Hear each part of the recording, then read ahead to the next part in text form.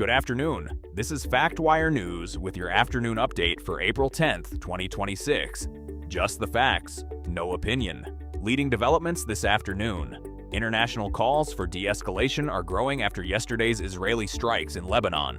Lebanese health officials and international monitors now report more than 420 people killed, with dozens more injured. The White House stated it is in close contact with regional partners and continues to monitor the situation for any potential impact on the ongoing U.S.-Iran ceasefire, which entered its third full day today. The U.S.-Iran ceasefire remains in effect with no reported violations. Shipping trackers from Lloyd's List and Refinitiv report that 23 large crude carriers have now successfully transited the reopened Strait of Hormuz since the agreement took effect.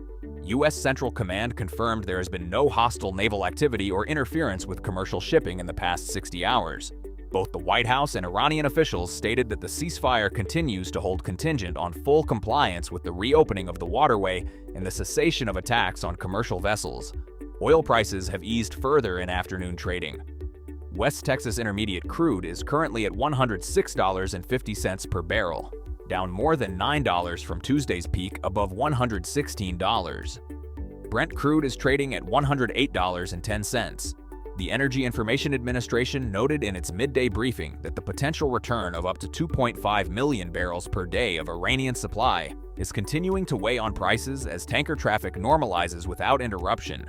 The two U.S. Air Force crew members from the F-15E Strike Eagle shot down over Iran on April 5th have been released from Landstuhl Regional Medical Center in Germany. Pentagon officials confirmed this afternoon that both pilots are in stable condition and have been transferred to a U.S. base for further debriefing. The Department of Defense continues to classify all operational details of the downing and the rescue mission for security reasons. New retaliatory tariffs that took effect earlier this week are now producing measurable effects at major U.S. ports. The Department of Commerce reported that inspection times for steel, aluminum, and select electronics shipments have increased by 40% on both the East and West coasts. Several major manufacturers have issued statements indicating they are adjusting supply chain forecasts and absorbing the higher duties. Futures on the Dow Jones Industrial Average are showing a modest gain of 0.6% in afternoon trading as markets continue to monitor the combined effects of the ceasefire and the tariff implementation. NASA has confirmed that the Artemis 2 uncrewed mission remains fully on schedule for its planned launch later this month. The Orion spacecraft has completed final fueling preparations at Kennedy Space Center and is being prepared for the upcoming flight around the moon. Flight controllers report all systems are performing within expected parameters following the successful thermal vacuum chamber testing. The mission will serve as the final dress rehearsal before the crewed Artemis 3 lunar landing attempt scheduled for next year.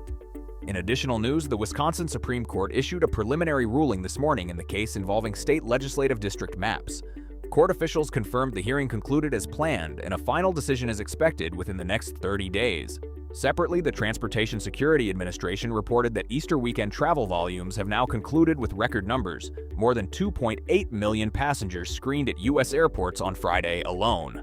That concludes today's afternoon update for April 10th, 2026. For the latest developments this evening, check back for the evening update. All information sourced from Reuters, the Associated Press, the White House, Pentagon, Department of Commerce, Energy Information Administration, NASA, Lloyd's List, and international monitors. FactWire News, just the facts, no opinion.